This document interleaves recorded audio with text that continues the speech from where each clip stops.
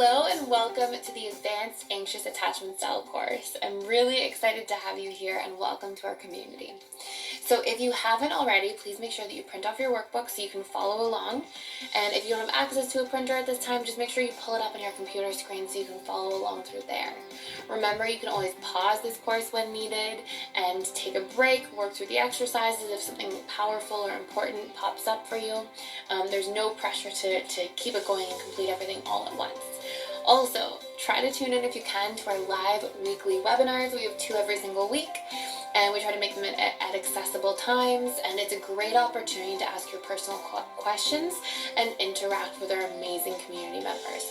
We also have a Facebook discussion group and a forum inside of the members lounge of the Personal Development School where you can post more specific questions, gain some deeper insights, and connect with other amazing community members. We have such a supportive and wonderful group environment. It's a beautiful blessing. So today we're going to go through and we are going to talk about the Advanced Anxious Attachment Style course in the context of the 6 stages of a relationship. So what I'm going to start by doing in each of these stages is basically go through and break down every stage and some of the different challenges, protest behaviors, fears, wounds, limiting beliefs that can pop up throughout each of these different stages for the anxious preoccupied attachment style. So what you'll see is that I start off by giving a high-level overview of each relationship stage, and then a sort of quick overview of how your attachment style is going to respond in each of these stages, different things that are likely to pop up. And then we're going to go through characteristics to help you decipher which stage you're actually in, and the lessons that you basically need to pass in a way, or the learnings you need that are important for you to be able to progress into the next stage. You can think of this as like every single stage has its own lessons and rites of passage in a way, where you have to learn and take away these key things in order to move into the next stage of your relationship, in the life cycle of a relationship itself. Then we're going to go through patterns of how your attachment style presents itself in each stage, your attachment expectations versus healthy expectations and what should sort of be normalized in every stage, as well as the different protest behaviors that can pop up, and then strategies and solutions for each stage with sort of a little tip box.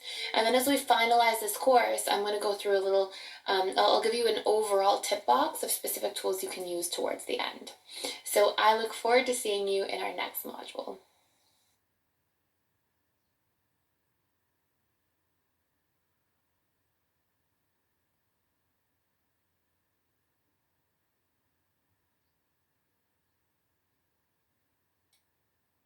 So in this module, I'm going to take you through the 6 main stages of a relationship.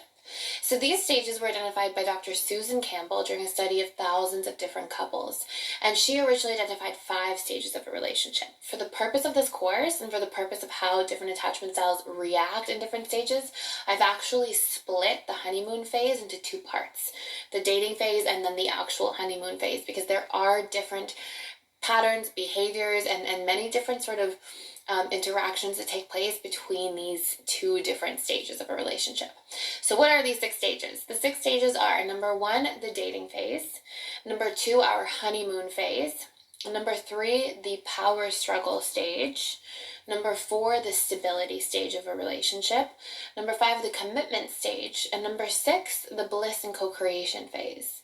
And so what I've noticed over time working with couples and doing many case studies myself is that each attachment style has different patterns that they demonstrate at each stage, and these are often based on attachment traumas and can be more like survival behaviors, or essentially poor coping mechanisms instead of healthy patterns for relationship progression. And I've noticed that different attachment styles respond very differently and can sometimes have totally different expectations for how long to stay in each phase, for what to expect in each phase, for how one another should or shouldn't be operating during these phases, and also for how long they tend to stay in each of the phases. And so if we're not aware of this, this can create another layer on top of our attachment styles and core wounds and limiting beliefs of basically giant misunderstandings and different expectations that can create like miscommunications essentially in a relationship. So what we're going to go through is recognizing what stage we're in, what's showing up for us, and then tips and strategies to basically correct these core patterns. Now, keep in mind as we go through this that we can get stuck in different stages of a relationship for years, even decades. Often, couples who divorce, who split up, or haven't gotten to a space where they feel truly fulfilled in a relationship are there because they essentially got stuck at one of the phases and haven't learned the lessons or progressed in a way that enabled them to actually move through the natural life cycle of a relationship. And keep in mind as well that we can also progress and then digress later. So an example of this might be you can move out of the power struggle phase and start to get into the stability phase. But then if you have these old patterns of behavior and these miscommunications arising again, you can actually digress back into a power struggle phase for periods of time in a relationship. Keep in mind as well, we can also have our foot essentially in multiple stages at once. You can think of this as like one foot on the dock and one foot in the boat, and eventually you're kind of being split into two. And this can create a lot of havoc in the relationships that we're in. Now, there are very important lessons, corrections, connections, and communication rites of passage that are necessary to take place in each of these phases. We don't want to skip over any phases. We don't want to skip over the power struggle phase or skip over the stability phase. We have to move through each of these components in our relationship in order to basically be prepared for the next stage of our life and lifestyle in each of these relationship aspects. So sometimes we have core wounds or attachment coping mechanisms as a result of attachment traumas that can keep us stuck and really prevent us from progressing into future stages. So just as an early exercise, okay, this is sort of like a taking inventory exercise about yourself as you hear more about these stages and what they really are. And the next module, as you learn each of the characteristics of the stage, before I go into them in your attachment style specifically, I want you to try to recognize what stage you think you're in now. Or if you're single and you're taking this course, try to recognize what stage you've been in the past in your romantic relationships where you got stuck. So what you can do is you can basically extract these patterns now so that going into a next relationship, you're not repeating the same errors or challenges. And you can start working through some of these patterns within yourself ahead of time and also get really clear about what you need to be able to create progress in future relationships. Also, keep in mind, you can take some of these stages into your friendships or family relationships. As a general rule, you will see each of these stages carrying more weight and become more magnified the more intimacy exists in a relationship. But you can still apply this to a friendship or anywhere that you feel that there are bumps or challenges and you feel like you're getting stuck and you really want to move through them. So ask yourself, once you've recognized as we go through these different stages, what you think you need to essentially learn or how you can grow in order to get yourself to progress into the next stage. You know, one of the founding principles that we'll see in the power struggle stage is that a power struggle stage, and I'll go through this with you, is a lot to do with our ability to go through the honeymoon phase, essentially disown parts of ourselves because we're so infatuated with another person and we're on this like relationship and neurochemical high. And then the power struggle stage involves a lot of us integrating our sense of self and our identity into the relationship, which can feel like this strange adaptation when what we've been used to doing is just catering to and unconditionally loving and seeing this person that we're connected to sort of on this pedestal and you know, self-sacrificing and making big compromises because we're so infatuated and we just keep seeking out this person more and more. And sort of one of the necessities that we need to learn and grow through in order to make this next stage of the relationship work is acceptance of this other person as their mask starts to come off and we start to see them more for who they truly are, and they bring more of their sort of comfort behaviors in and they're not on their best behavior all the time. And also integration of our own feelings and needs. And while it's easy to be like, oh, the power struggle stage is so hard and it's so difficult and it's when most couples break up and I don't want to go through that, I just want to skip over it, you know, unless we do that stage properly, we're not truly progressing in the relationship. So just, you know, as I go through the overview in just a moment, you know, go with me and actually get specific. Like, what stage am I in? What do I need to learn from this stage? And what patterns do I see myself as being caught in this moment? And then, of course, what strategies and solutions can I use to move through this? And obviously, you can reference what I'm going to be sharing with you in the future modules of this course that are in specific relationship to your attachment style.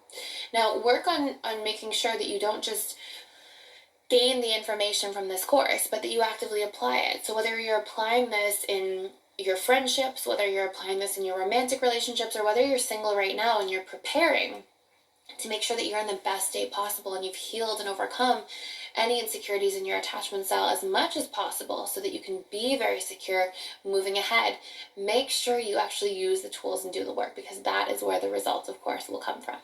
So you can ask yourself, what do I need to become in order to progress? How can I grow? What do I need to request from others? And make sure you use the tools throughout this course. So I will see you in the next module where I will go through the dating phase.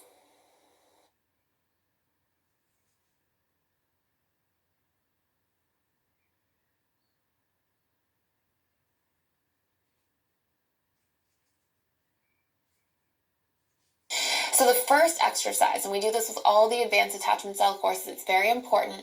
It's just laying out the phases. And what I want you to do and use this for is, as I go throughout the course, I talk about the different phases, and I talk in each of the phases what the rites of passage are, what the patterns are, what we really need to learn and figure out and achieve in that stage, in a sense, in order to move into the next stage of the relationship life cycle. And so what you can do with this is sort of like a journaling space, is to familiarize yourself with each of the stages, the different patterns, the rites of passage, so you can identify either what you're currently in a relationship now, or where you've historically become stuck in your relationships. And so maybe you go, oh, the power struggle phase was always a big one for me. That's where my relationships would always end. Or, you know what? The stability stage is where relationships would end for me. And that's a big common one for fearful avoidance. Okay, so the idea here is to get clear in like where your patterns are, what stages you get stuck in, why, and to know some of the rites of passage you're going to use throughout the course of this course to do the reprogramming work. Okay, so that's exercise 1, and it goes on to ask you just to get clear about, you know, where your patterns are, what you want to work on, as question 1 on page 3. And then what are the rites of passage necessary for you to progress to the next stage, dependent on where you get stuck. So whether you are in a relationship now and you find yourself in the dating phase and not in the honeymoon phase yet, and maybe you're like, okay, these are the rites of passage, this is what I have to figure out, I have to ask these questions, I have to build this foundation, so on and so forth. Or maybe you find, I'm in the stability phase, I have to start striking up some of these commitment conversations, I have to start having healthy habits and routines to move things along. Basically, the idea is to get clear there, or to reflect on past patterns and go, what could I have done? What rites of passage did I need to have? Not because you're looking back and trying to regret your past relationships, but because you're trying to have the capacity to practice observing your patterns and noticing them, so that you are enabled in future relationship dynamics to have the tools, have the awarenesses, and then they're significantly easier to apply. Okay? And then you can think of or look at, you know, what can I communicate better? What strategies would I want to express or ask for to be used? What expectations could we discuss so that they become healthy needs or standards instead of these subconscious projections we're putting on people and then we're upset when they don't work out? And how will you communicate these things better? And again, this can be reflection if you're single. And then what do I need to become in order to progress? Okay, so maybe you decide as an anxious, preoccupied person, oh my gosh, I historically get stuck in stage X because I'm not setting boundaries. I'm not speaking up. I'm not sharing myself. And I realize I need to actually practice getting my needs met, advocating for my needs, communicating about my needs in order to progress into the next stage. Great. Write that down. Okay, so you don't have to have all the answers right now as you start this part of the course. We're reviewing this, and these are some of the questions you want to keep in mind and perhaps refer back to as you go through the course, so that you have this really clear awareness of what's governing you and what your dynamic is. Okay, so you can fill this out as you go. This doesn't have to be done in super chronological order.